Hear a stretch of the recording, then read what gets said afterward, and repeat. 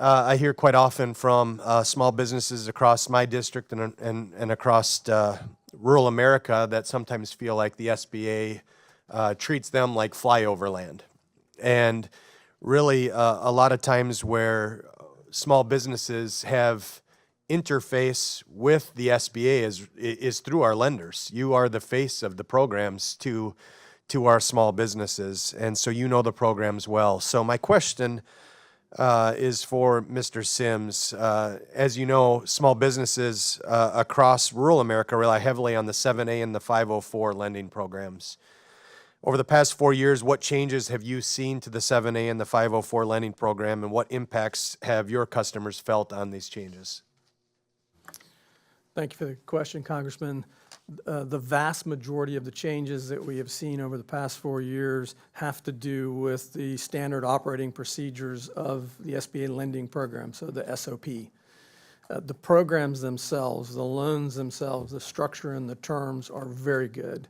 The process associated with engaging with the SBA and helping our business members navigate those processes is the most cumbersome piece of the equation. Would you say those changes have made it more useful for our small businesses to access those programs, or really burdensome and created another roadblock?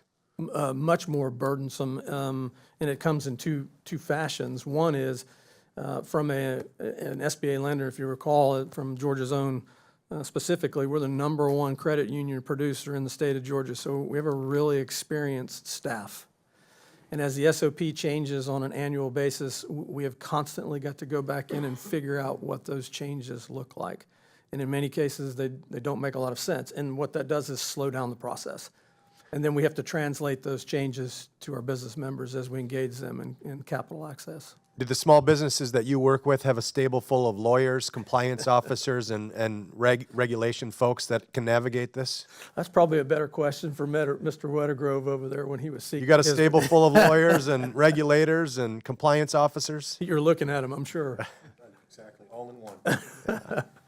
So there poses an opportunity and a challenge for, I think, this committee and this Congress is to, clean up some of the stuff that just doesn't make sense, and make these programs, again, good, solid, historical programs that we know have worked. Very good. But if they're sitting on a shelf because we can't get out of the way of ourselves, then it's just a good program sitting on a shelf. So